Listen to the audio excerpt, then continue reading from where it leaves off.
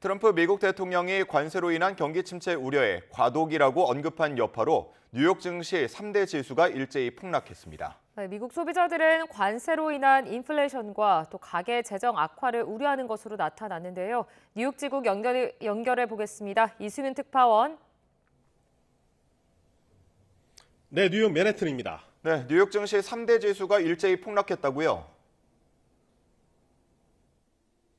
네, 그렇습니다. 우량주 그룹 중심의 다우존스 지수가 2% 이상 떨어졌고 이 대형주 위주로 구성된 S&P 500 지수가 3% 이상 떨어졌습니다. 기술주 중심의 나스닥 지수는 4% 넘게 떨어지면서 말 그대로 이례적인 폭락을 기록했습니다. 이는 미국의 황금기가 시작됐다던 트럼프 대통령이 경기 침체 가능성에 대해서 굳이 부인하지 않고 그런 예상을 싫어한다며 과도기라고 언급한 여파입니다. 결국 관세가 미국을 부유하게 만들고 제조업을 살릴 것이라고도 주장했습니다. 트럼프 대통령의 발언을 직접 들어보시죠.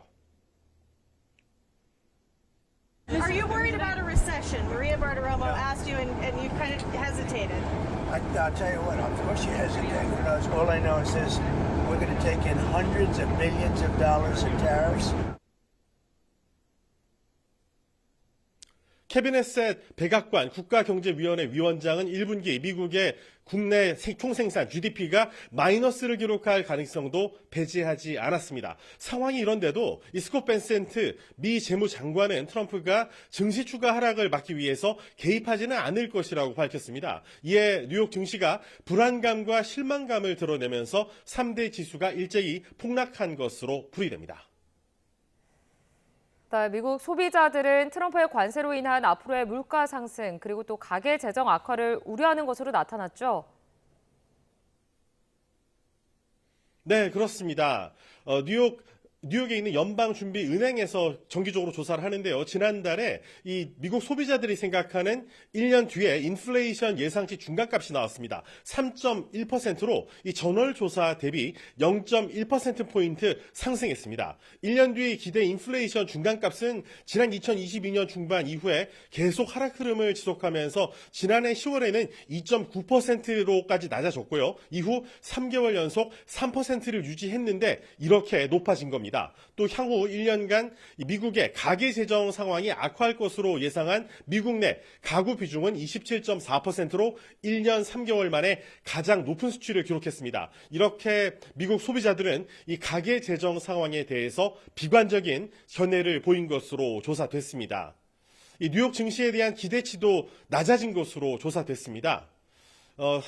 수치를 살펴보면요. 1년 뒤 주가가 더 높아질 것으로 예상한다는 응답 비중은 전월 대비 3.3%포인트 하락한 37%로 지난 2023년 12월에 36.7% 이후에 가장 낮았습니다. 월가 투자 전문가의 얘기를 직접 들어보시죠.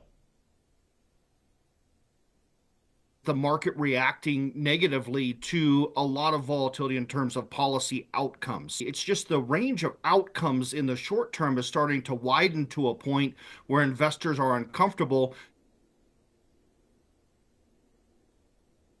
이런 조사 결과는 트럼프 미국 행정부의 관세 정책과 이민자 단속 강화로 미국 소비자들의 물가 상승 우려가 커지는 것을 반영한 결과로 풀이됩니다. 앞서 제롬 파월 연방주비제도 의장도 지난 7일 공개 연설에서 최근 일부 단기 기대 인플레이션 지표가 상승한 사실을 알고 있다고 언급했습니다.